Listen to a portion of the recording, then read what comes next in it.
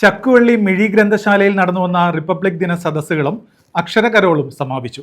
വിജ്ഞാന വികസനം തുടരട്ടെ, സോദരത്വം പുലരട്ടെ എന്ന സന്ദേശവുമായാണ് പരിപാടികൾ നടന്നത്. ഇന്ത്യൻ റിപ്പബ്ലിക്കിന്റെ 77-ാം വാർഷികത്തിൽ സംസ്ഥാന ലൈബ്രറി കൗൺസിലിന്റെ നിർദ്ദേശപ്രകാരം ചക്കുവള്ളി മിഴി ഗ്രന്ഥശാലയിൽ നടന്നുവന്ന റിപ്പബ്ലിക് ദിന സദസ്സുകളും അക്ഷരക്കരോളും സമാപിച്ചു. ഇതിന്റെ ഭാഗമായി ചിത്രരചനാ മത്സരം, പോസ്റ്റർ നിർമ്മാണ മത്സരം, ക്വിസ് മത്സരം, ഡോക്യുമെന്ററി പ്രദർശനം, വിജ്ഞാന സദസ്സുകൾ, കവിതകളുടെയും ഗാനങ്ങളുടെയും ആലാപനം, മുതിർന്ന പൗരന്മാരെയും എഴുത്തുകാരെയും കലാകാരന്മാരെയും ആദരിക്കൽ എന്നിവ നടന്നു. വായനശാല പരിധിയിലെ വീടുകളിൽ അക്ഷരക്കരോൾ സംഘങ്ങൾ സന്ദർശിച്ചു.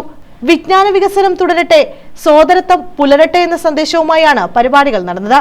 സമാപന സമ്മേളനം Kunnathur taluk library council vice president B Bineesh ഉദ്ഘാടനം ചെയ്തു. പീറ്റർ മാരിസ്ബർഗ് എന്ന് പറയുന്ന റെയിൽവേ സ്റ്റേഷനിൽ എത്തിയപ്പോൾ ആ ചെറുപ്പക്കാരനെ 23 വയസ്സുള്ള ചെറുപ്പക്കാരനെ ബലമായി പിടിച്ച് വലിച്ച് ആ റെയിൽവേ സ്റ്റേഷന്റെ പ്ലാറ്റ്ഫോമിലേക്ക് തള്ളിയിട്ടു.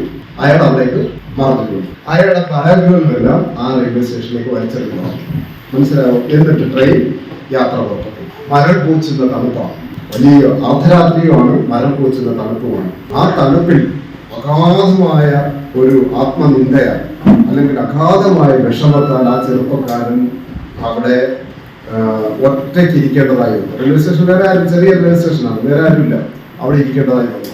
തന്റെ ബാഗിൽ എറിഞ്ഞിട്ടേക്കുന്ന തൊട്ടപ്പുറത്ത് കിടക്കുന്ന ബാഗിൽ കോട്ടൊക്കെ ഉണ്ട്, തണുപ്പ് സമയത്ത് ഉപയോഗിക്കേണ്ട കോട്ടുകളൊക്കെ ഉണ്ട്. പക്ഷെ ആ കോട്ടൊന്നും എടുത്ത് ധരിക്കാൻ തയ്യാറാകാതെ വലിയ ആത്മരോക്ഷത്തോടെയും വിഷമത്തോടെയും ഒക്കെ ആ ചെറുപ്പക്കാരനെ. ഗ്രന്ഥശാല ഭരണസമിതി അംഗം റജീവ് പ്ലാമൂട്ടിൽ അധ്യക്ഷത വഹിച്ചു. പോരുവഴി ഗ്രാമപഞ്ചായത്ത് അംഗം എം മനു, മാധ്യമപ്രവർത്തകൻ ആർ ഹരിപ്രസാദ്, അക്കരയിൽ ഹുസൈൻ, മധു സന്ദീപനി, അൽസന ഷെഫീഖ്, സബീന ബൈജു, ഷമീറ ഷമീർ, നസീൻ ഔഷാദ് തുടങ്ങിയവർ പങ്കെടുത്തു. ത്യാഗസുരഭിതമായ കാലത്തെ പറ്റി നിരന്തരം ഓർക്കാനും ചിലതൊക്കെ ഓർമ്മിപ്പിക്കേണ്ടവരെ ഓർമ്മിപ്പിക്കുവാനും വേണ്ടിയാണ് ഈ കൂട്ടായ്മകൾ സംഘടിപ്പിക്കുന്നത്.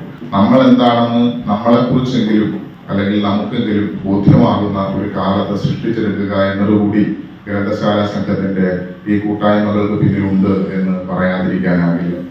യേശുക്രിസ്തുവിന് മുൻപേ ലോകത്തിന്റെ സാംസ്കാരിക തലസ്ഥാനമായിരുന്നു സിറിയയിലെ ദമാസ്കസ്. പക്ഷേ ഇന്ന് നമ്മൾ ഒരുമിച്ചിരിക്കുന്നത് പോലെ, ഒരുമിച്ചിരുന്ന് വർത്തമാനം പറയുന്നത് പോലെ സിറിയയിലെ ദമാസ്കസിൽ മനുഷ്യർ ഒരുമിച്ച് ചേർന്നിരുന്ന് വർത്തമാനം പറഞ്ഞിട്ട് 10 കാലം പിന്നിടുകയാണ്. News bureau, Sasthamkotta.